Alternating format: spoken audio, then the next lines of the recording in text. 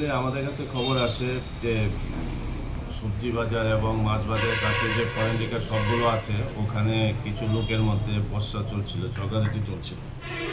একদমই আমাদের night party বাজারে ছিল, ওখানে গিয়ে ওদেরকে আয়ত্ত আনার চেষ্টা করে, কিন্তু শেষ পর্যন্ত যারা ওখানে অ্যাকচুয়ালি মনে হয় ড্রাঙ্কেন কন্ডিশনে ছিল, যা নিয়ে বাজারের কিছু ব্যবসায়ীর সঙ্গেও ঝগড়াঝাটি হয়ে যায়।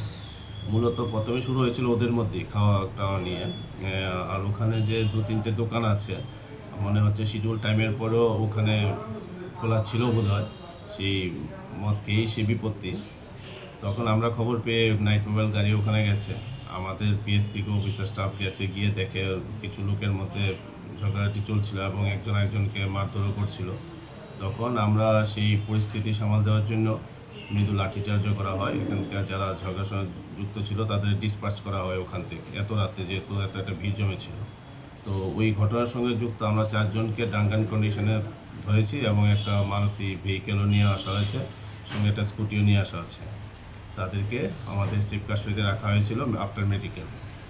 তো এই ধরনের আমার বক্তব্য হচ্ছে যে ঠিক আছে, লাইসেন্স হোল্ডিং যে দোকানগুলো আছে ব্যবসা করতে তাতে আমাদের কোনো প্রবলেম নেই, কিন্তু ওখানে যদি ইললিগেলি কাউকে স্থান দেয় যে খাওয়ার জন্য, এগুলোর বিরুদ্ধে আমরা শক্ত অ্যাকশন নেব এবং প্রতিনিয়ত রিট চলবে।